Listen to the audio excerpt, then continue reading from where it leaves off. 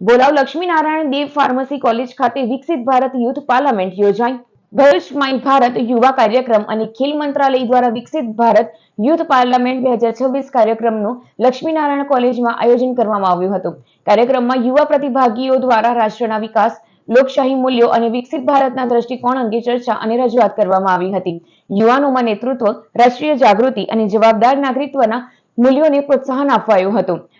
બિન રાજકીય 1 લાખ યુવા લીડર્સનું ગ્રુપ બનાવવાના ભાગરૂપે જિલ્લા, રાજ્ય અને રાષ્ટ્રીય સ્તરે 3 ભાગમાં આ કાર્યક્રમ યોજાઈ રહ્યો છે, જેમાં રાષ્ટ્રીય સ્તરે પહોંચનાર યંગ લીડર્સ પ્રધાનમંત્રી સમક્ષ તેમના સ્વપ્નના ભારતની નીમ રજૂ કરશે.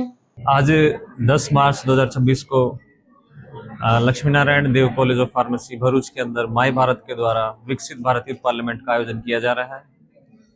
इस प्रोग्राम का एक मेन उद्देश्य हमारे माननीय जैसे प्रधानमंत्री जी ने बोला है कि उन्हें पूरे भारतवर्ष में 1 लाख यंग लीडर्स का एक ग्रुप बनाना है जो नॉन पॉलिटिकल बैकग्राउंड से हों। ये इस प्रोग्राम का हमारा उद्देश्य है। जैसा कि हमारा विज़न है हमारे माननीय प्रधानमंत्री जी का कि 2047 में हमारे भारत को एक विकसित भारत के रूप में देखना, यह यंग युवा जो हमारे आने वाली पीढ़ी है वो हमारे भारत को किस प्रकार से देखते हैं 2047 में हमारे आज़ादी के 100 साल के बाद, कि हमारे देश को विकसित भारत के रूप में देखने के लिए क्या क्या सुविधाएं और क्या क्या चीज़ें जो हमारे देश के अंदर होनी चाहिए, उसी मुहिम के तहत यह एक प्रोग्राम विकसित भारत युथ पार्लियामेंट किया जा रहा है।